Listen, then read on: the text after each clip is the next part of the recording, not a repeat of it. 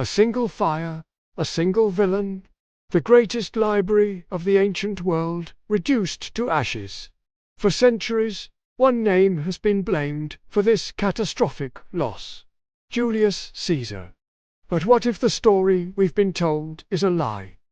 What if the truth is far more tragic? The Library of Alexandria was more than just a building. It was a beacon of human knowledge, a testament to the pursuit of truth. Founded in the 3rd century BCE by Ptolemy I, it was an unparalleled intellectual hub, holding an estimated 500,000 scrolls. Think of it, a massive collection of every scroll, every piece of writing, from across the known world. Imagine the collective wisdom of humanity stored in one place. It was a place where Archimedes studied, where Euclid wrote his geometry, and where Eratosthenes first calculated the Earth's circumference. The library wasn't just a repository of books. It was a living, breathing testament to the power of knowledge. Scholars came from all over to study and research. Poets and philosophers debated in its halls, and scientists made groundbreaking discoveries based on the texts they found there. But how exactly did such a monumental institution come to be lost to history? Well, let's start at the beginning. The origins of the Library of Alexandria can be traced back to Ptolemy I, one of Alexander the Great's generals. After Alexander's death, Ptolemy became the ruler of Egypt and founded the city of Alexandria in 331 BC. He wanted it to become a center of trade and culture, and the library was the cornerstone of that vision. Initially, it was intended to hold copies of all the books in the known world. This vast collection grew over the centuries, amassing thousands upon thousands of scrolls. The library became so renowned that people from all over the ancient world sent their works there to be copied and preserved. It was a true monument to the pursuit of knowledge. But how did these ancient scholars organize and manage such a huge collection? The answer lies in the innovative cataloging system they developed. Every scroll was meticulously recorded in a detailed database, allowing scholars to easily find the information they needed. The library staff was dedicated to preserving and organizing the scrolls, ensuring that each one was properly labeled and stored. They even developed a numbering system to keep track of the ever-growing collection. This commitment to organization allowed the library to function as a seamless machine, providing scholars with access to the collective knowledge of the ancient world. But perhaps the most impressive aspect of the Library of Alexandria was its impact on the world around it. The library's influence stretched far beyond the walls of its building. Its scholars were renowned for their expertise and often consulted on matters of science, philosophy, and history. The library also played a key role in the cultural life of Alexandria, hosting poetry readings, philosophical debates, and scientific lectures. It was a hub of intellectual activity, bringing together scholars, artists, and thinkers from all over the ancient world. However, this golden age didn't last forever. The library faced its share of challenges, including fires, floods, and political turmoil.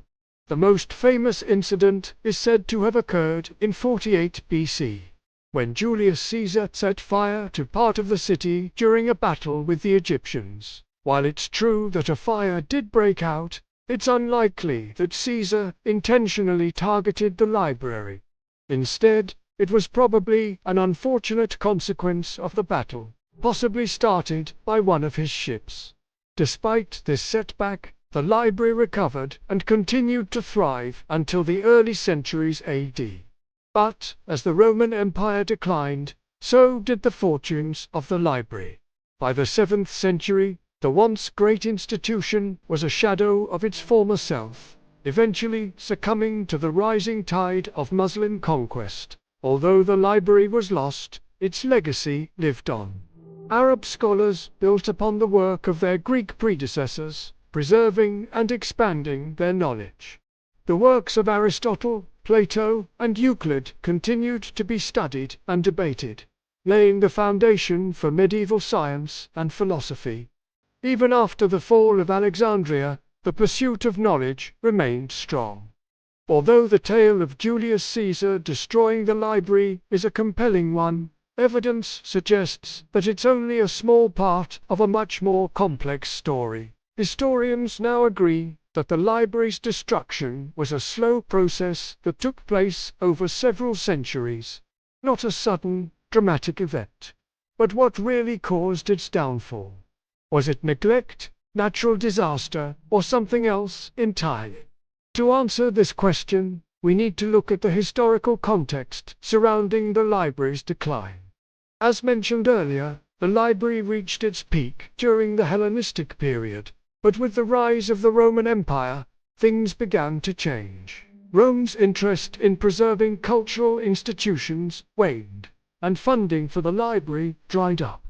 Natural disasters also played a role in its decline, with earthquakes and floods damaging the building and its collection. But perhaps the most significant factor was the changing political landscape. As Egypt transitioned from a Greek kingdom to a Roman province, the library's status as a cultural institution declined. During this time of upheaval, preserving books and scrolls simply wasn't a priority. Sadly, the library's fate was sealed, and its grand halls fell into disrepair. But why is it important to uncover the truth behind the library's destruction? What purpose does it serve in understanding history? First and foremost, it's crucial to challenge long-held beliefs and narratives. For centuries, we've accepted the story of Caesar burning the library without questioning it. But by digging deeper, we've discovered a much more complex and tragic reality. Secondly, uncovering the truth helps us appreciate the library's enduring legacy. Despite the various challenges it faced, the library survived the centuries, preserving countless scrolls and inspiring generations of scholars.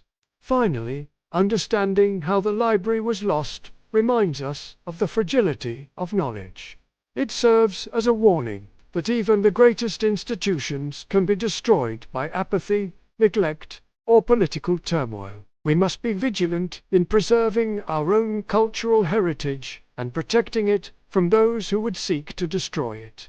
Overall, the real story of the Library of Alexandria is both tragic and inspiring. Tragic because it shows how a great institution can be lost through neglect and political turmoil. But also inspiring because of the library's enduring legacy and the efforts of those who sought to preserve its collection. So the next time you hear the story of Julius Caesar and the Library of Alexandria, remember the tragic truth. The greatest loss of knowledge in history didn't happen in a single dramatic moment. It was a slow erosion, a gradual decay of a flame that simply ran out of fuel. But enough about the library. Let's talk about you. How do you feel about the discovery that the story of Caesar burning down the library was a myth? Are you surprised or disappointed?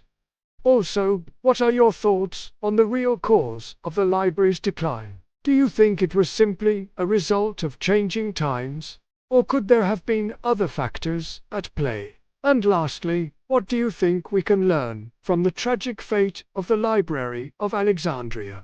So comment below with your thoughts and join the discussion. And hey, don't forget to like this video if you enjoyed it, and subscribe for more historical tales. And here's a bonus fact to ponder.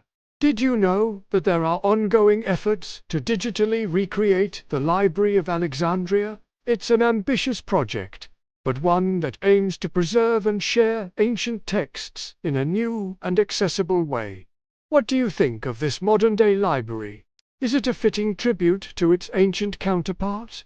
As we wrap up this journey through history, I encourage you to keep learning and keep asking questions. Who knows, you might just uncover the next great historical mystery. Thanks for joining me on this episode. Until next time, stay curious and keep exploring the past.